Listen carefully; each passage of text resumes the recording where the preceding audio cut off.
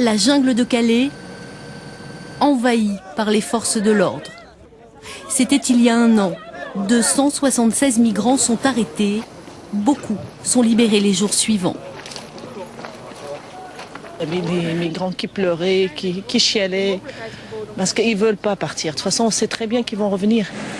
Un an plus tard, plus aucune trace du camp. Myriam la bénévole avait en partie raison.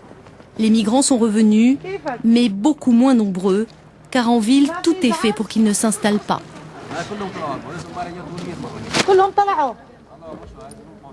Ah oui, la police est arrivée ce matin, ils sont tous partis.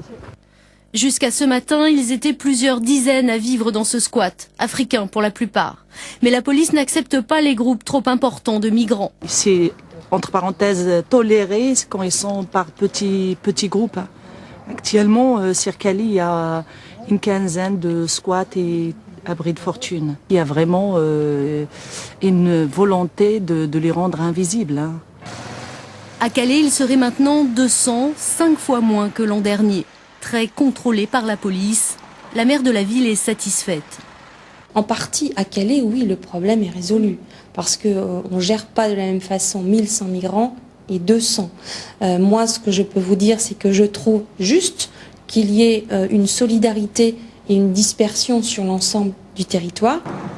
Car pour trouver d'autres migrants, il faut sortir de Calais, suivre la côte vers Dunkerque. Là, sur des plages ou dans les bois, plusieurs petits camps. Ici, dans cette clairière, un groupe de Vietnamiens s'est installé à côté de ces tentes où dorment des Iraniens et des Irakiens. Ils seraient environ 200, disséminés le long du littoral jusqu'à la Belgique. Et les Afghans sont de moins en moins nombreux. Certains vont en Suède, d'autres en Finlande ou en Hollande. Les contrôles pour aller en Angleterre sont maintenant trop durs. L'Angleterre n'est donc plus le seul Eldorado européen. De nouvelles routes migratoires se dessinent afin de contourner la fermeture de certaines frontières. De Calais, le problème des migrants pourrait donc bien se déplacer vers d'autres régions.